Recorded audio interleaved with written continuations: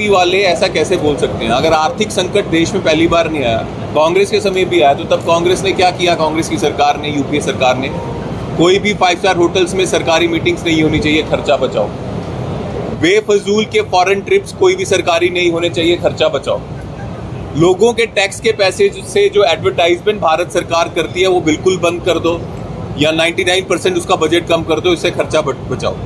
मोदी जी क्या बोल रहे हैं वो आपने बता दिया कि ऑनलाइन पढ़ाई हो, ऑनलाइन काम हो, सोना मत खरीदो। इससे क्या होने वाला है? आप यही वही मोदी जी हैं जो बोलते थे कांग्रेस मंगलसूत्र खरीदेगी, छीन लेगी। आज ये वही मोदी जी हैं जो देश के माता पिताओं को बोल रहे हैं अगर आपकी बच्ची की शादी है या बच्चों की शादी है तो मंगलसूत्र मत खरीदो। ये वही मोदी जी हैं। ज़्यादा समय भी नहीं हुआ, अपनी बात पे यू टर्न ला दिया। और मैं ये कहना चाहता हूँ, जब इनसे ये सवाल करो तो ये बोलते हैं कि ऐसा चाइना वार के टाइम भी हुआ, पाकिस्तान से लड़ाई भी तो। हम कौन सी अभी लड़ाई लड़ रहे हैं? हम तो इन करप्ट लोगों से, इन करप्ट बीजेपी वालों से, कंप्रोमाइज प्रधानमंत्री से लड़ाई लड़ रहा है ना देश, और तो कोई लड़ाई चल नहीं रही है। एक सीज फायर हुआ था, वो भी ट्रंप ने बोला मैंने करवाया, हमने नहीं किया अपनी मर्जी से, उसका श्रेय भी उसने ले लिया। और वो उनका बयान देश के लिए बेइज्जती वाला बयान था, देश की आर्मी के लिए बेइज्जती वाला बयान था। मोदी जी ने चुप्पी साधी रखी, एक बार भी काउंटर ट्रंप को नहीं किया।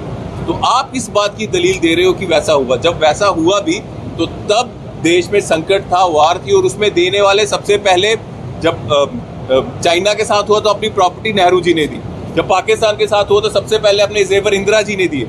आपने क्या किया? आपने बोला फॉरेन मत जाओ, आप फॉरेन चले गए। अभी नरेंद्र मोदी जी भारत में नहीं है, फॉरेन है। आपने बोला पेट्रोल यूज मत करो, वो बोलने के बाद आपने 2 रोड शोज किए, वो सारी गाड़ियां पेट्रोल से ही चल रही थी। तो आप किसको धोखा दे रहे हैं?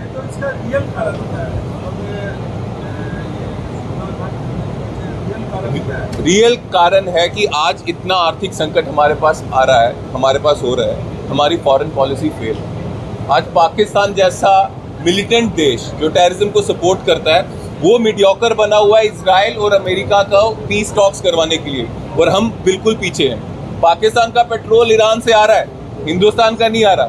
रशिया से ले सकते हैं, तो अंकल ट्रंप ने मना किया हिंदुस्तान को कि रशिया से मत लो, और अमेरिका खुद अपना पेट्रोल रिजर्व कर रहा है। सर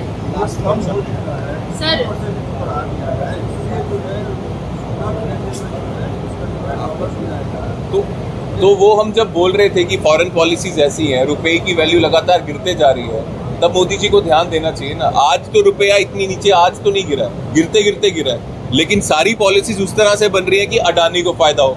हमारे देश का एनवायरनमेंट तक गिरवी रखने की कोशिश प्रधानमंत्री कर रहे हैं जो कंप्रोमाइज्ड है। चाहे अंडमान निकोबार हो, चाहे छत्तीसगढ़ के वन हो, चाहे मध्य प्रदेश के वन हो, चाहे उड़ीसा के वन हो, अरावली रेंज को भी लूटने की कोशिश की थी। देश की सबसे बड़ी प्रॉब्लम है कि यहाँ के जो यंगस्टर्स हैं वो ज़्यादातर ड्रग लेते हैं। आए दिन यहाँ पर ड्रग्स के केसेस आते हैं। कल ही 14 करोड़ की फैक्ट्री जो है पकड़ी गई। सेकेंडली, यहाँ के यूथ जो हैं आज भी डिग्री लेकर बैठे हैं, लेकिन उन्हें एम्प्लॉयमेंट नहीं मिल रही है। तो इस तरह के जो 2 विशेष मुद्दा युवा के लिए, उसे यूथ कांग्रेस कैसे देखती है? ये दोनों बीमारियां बीजेपी की हैं। देश में बेरोजगारी है, इसलिए देश में ड्रग्स है। अगर मैं आप सबसे पूछूं, देश में सबसे ज्यादा ड्रग्स का अगर कंसाइनमेंट पकड़ा गया तो कहाँ पकड़ा गया आप जानते होंगे? मुंद्रा कोर्ट में, अडानी की पोर्ट में पकड़ा गया। और जिन लोगों ने पकड़ा उनको इनाम ये मिला कि 1 महीने बाद उनकी ट्रांसफर हो गई, और वहाँ मुंद्रा पोर्ट में आज प्राइवेट सिक्योरिटी है। तो अगर आप खुद ही अब मैं यही सवाल पूछूंगा कि भारत का एस्कोबार कौन है? कौन मदद कर रहा है भारत के एस्कोबार को? दूसरा सवाल, मैं जम्मू कश्मीर अभी गया था, वो एलजी सरकार है वहाँ पे, मतलब होम मिनिस्ट्री जो है एलजी के पास है। तो एलजी जो है वो बीजेपी के नेता है। तो वहाँ से भी मेरे से सवाल पूछे कि एलजी 2 मैराथन रन कर लिया एलजी ने ड्रग्स के अगेंस्ट, ड्रग्स खत्म करने के लिए। तो मैं यही सवाल एलजी की, जिस तरह से एलजी जेएंडके में, उसी तरह से मोदी जी पूरे देश में कर सकते हैं। इनको ड्रग्स खत्म करने के लिए भागने की या मैराथन में पार्टिसिपेट करने की जरूरत नहीं है। अगर ये देश में ड्रग्स खत्म करना चाहते हैं तो एक साइन से खत्म कर सकते हैं। वो कैसे? ये एक सिग्नेचर कर दें, ऑनेस्ट पुलिस ऑफिसर्स वहां ला दें जो ड्रग्स माफिया को खत्म करें। लेकिन ये नेक्शस है, इनकी हिस्सेदारी है। अदरवाइज मैं आपसे ये सवाल पूछता हूँ, 8th क्लास के बच्चे को पता है ड्रग्स कहाँ से मिल रहा है, कहाँ से मैं ड्रग्स लूँ, तो पुलिस डिपार्टमेंट को नहीं पता ड्रग्स कहाँ से मिल रहा है? ऐसा तो हो नहीं सकता। सबकी मिली भगत है। और अगर बीजेपी चाहे एक दिन में ड्रग्स खत्म करना चाहती है, भागने से ड्रग्स खत्म नहीं होने वाला। वो हम अपोजिशन वालों पे छोड़ दो इस इश्यू को रेज करने के लिए। आपके हाथ में ताकत है, एक साइन करोगे ड्रग्स खत्म हो जाएगा।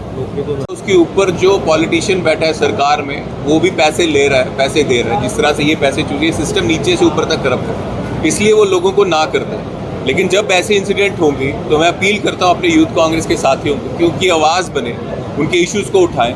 और इशू को उठाना सिर्फ एक नहीं है कि उनके दफ्तर का घेराबंदी, वो आखिरी हथियार होना चाहिए। सोशल मीडिया में के थ्रू इनके इश्यूज़ उठाओ, पीसफुल प्रोटेस्ट मार्चेस करो, लोगों के साथ इंटरेक्शन करो, इनोवेटिव प्रोटेस्ट करो, इंटरेक्शन करो, और ज़रूरत पड़ने में पदयात्रा करो, और ज़रूरत पड़ने में ऐसा घेराव करो कि फिर वो पदाधिकारी चाहे ज़रूरत पड़े तो 2 दिन अपने दफ्तर से बाहर नहीं निकले, लेकिन जब तक अपनी गलती मानकर लोगों की सेवा करने को तैयार नहीं होता तब तक संघर्ष करते रहो। आपने अपने संबोधन में भाजपा के नेताओं को नकल माफिया से जोड़ा या इस तरह से कोई माफिया बताया, तो उन्हें रोकने के लिए या उनकी कार्रवाई करने के लिए उनको कानून या कोई संघर्ष वगैरह क्या योजना है कांग्रेस की? कांग्रेस पार्टी के 2024 की लोकसभा इलेक्शन में क्लियर मानना था, और हमारे मैनिफेस्टो में था, आगे भी रहेगा, कि ये जो पेपर लीक करते हैं लोग, उनके खिलाफ ऐसा कानून देश में बनना चाहिए कि ऐसी सजा हो कि वो फिर से पेपर लीक करने वाला अपराध करने की सोचे भी ना।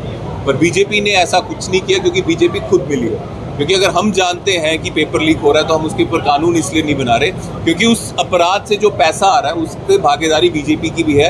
अदरवाइज पेपर लीक जैसा कानून बनाना और पेपर लीक ना हो ऐसे एग्जाम्स, इसमें कितना ही मुश्किल है। एक आप ऑनेस्ट ऑफिसर उसके ऊपर लगा दो और जो ऐसा काम कर रहा है उसके ऊपर सजा करके एग्जाम्पल सेट कर दो, तो पेपर लीक ऐसे रुक जाएंगे अगर नीयत साफ हो। लेकिन नीयत साफ नहीं है बीजेपी वालों। सर, देश में कानून है, सब कुछ है, लेकिन उस पर इम्प्लीमेंट नहीं होता है। उसके लिए आप क्या कर रहे हो? उसके लिए हम संघर्ष कर रहे हैं। हमने देश के लिए प्रोटेस्ट किया, देश के लोगों के लिए प्रोटेस्ट किया, और जो दफाएं हमारे ऊपर लगाई हैं कि हमने वहाँ पे राइट्स करने की कोशिश की, देशद्रोह करने की कोशिश की, ये पूरा संघर्ष हम भी कर रहे हैं। लेकिन ये आवाज़ उठा के करेंगे। बिल्कुल कानून के साथ खिलवाड़ कर रहे हैं, जो कानून है उसके मुताबिक नहीं चल रहा।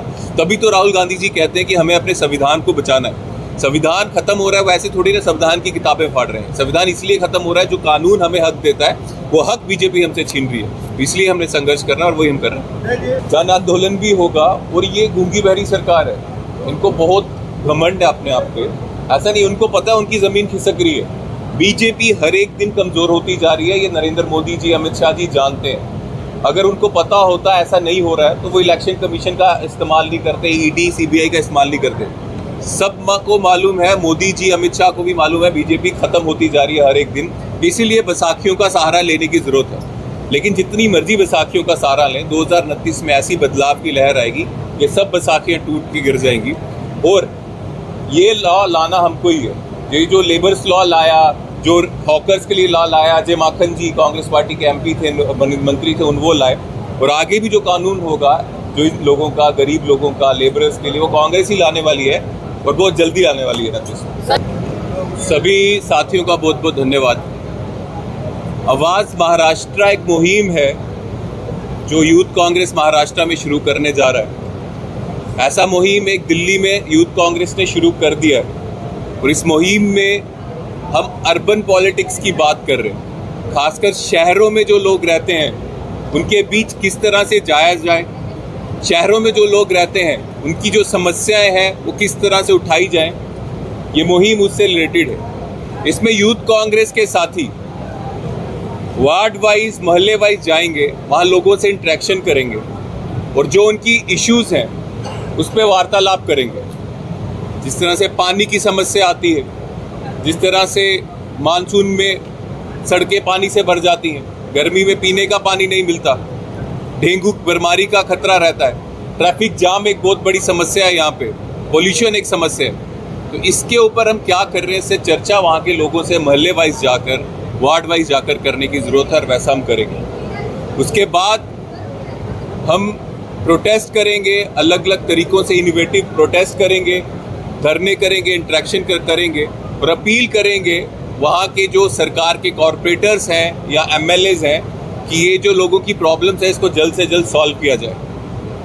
जैसा एक्सपेक्टेड है इन बीजेपी वालों को, या जो सरकार में बैठे हैं इतने ढीठ हैं, ये कुछ करने वाले नहीं, तो फिर हम एग्रेसिव प्रोटेस्ट करेंगे इन सरकार के खिलाफ कि इसको जल्दी से जल्दी इसके ऊपर कुछ पॉलिसीज बनाए जिससे ये दिक्कतें लोगों की दूर हो। अगर फिर भी ऐसा नहीं करते तो हम लोगों के साथ मिलके ये निश्चित करेंगे कि ये जो करप्ट सिस्टम है इसको चेंज किया जाए, आने वाली इलेक्शंस में चेंज किया जाए, लोगों के द्वारा चेंज किया जाए, इसकी रिस्पॉन्सिबिलिटी हम लेते हैं। और इस पूरे मुहिम में हमारा यूथ कांग्रेस का ये भी टारगेट रहेगा कि मोहल्ले वाइज, वार्ड वाइज जो हमें youth activist, youth leaders youth Congress में नहीं है लेकिन वहाँ के लोगों के लिए कुछ करना चाहते हैं, उनको भी आइडेंटिफाई करेंगे, उनको प्लेटफॉर्म देंगे यूथ कांग्रेस में, ताकि वो लोगों की मदद करें, लोगों के इश्यूज उठाएं, यूथ कांग्रेस का प्लेटफॉर्म यूज़ करें। इसके साथ गिग वर्कर्स की मुहिम है, वो भी इसी में आती है। अर्बन पॉलिटिक्स में गिग वर्कर्स का एक बहुत बड़ा रोल है आज की डेट में। उनके ऊपर जो बेइंसाफियाँ हो रही हैं, जो रूल्स, जो राइट्स उनको मिलने चाहिए वो उनको नहीं मिल रहे। अभी दिल्ली की बात है कि एक गिग वर्कर की हत्या पुलिस द्वारा ही कर दी गई कुछ दिन पहले, और अभी भी उनकी फैमिली जो है इंसाफ के लिए संघर्ष कर रही है। तो ऐसे रूल्स सरकार को बनाने चाहिए, ऐसा लॉ बनाना चाहिए जिनसे जो बेसिक राइट्स हैं वो उन लोगों को मिले। तो मुझे उम्मीद है जिस तरह से दिल्ली में काम हो रहा है, ये अभियान दूसरा जो है ये महाराष्ट्र में शुरू हुआ है। हमारी यहाँ की टीम अच्छे से करेंगे। यहाँ के प्रभारी IYC जनरल सेक्रेटरी अजय चिकारा जी, महाराष्ट्र के अध्यक्ष शिवराज जी, शाम्बी वी को इंचार्ज, और ख़ासकर मुझे बहुत खुशी है आज मैं आफरीन जी से मिला हूँ जो यहाँ के कॉरपोरेटर भी हैं और लोकल बॉडीज़ में लीडर ऑफ ऑपोजिशन भी हैं। तो ये जो आवाज़ महाराष्ट्र की मुहिम है इस डिस्ट्रिक्ट में बहुत अच्छे से एफिशिएंट होगा। इनके कारण ये मुझे उस पर पूरा विश्वास है। और मैं सारी टीम का, यूथ कांग्रेस की टीम का जो आज का प्रोग्राम है और आने वाले समय में आवाज़ महाराष्ट्र में जो मेहनत ये लोगों के बीच करने जा रहे हैं उसके लिए बहुत धन्यवाद करता हूँ, और आप सभी साथियों का भी बहुत धन्यवाद।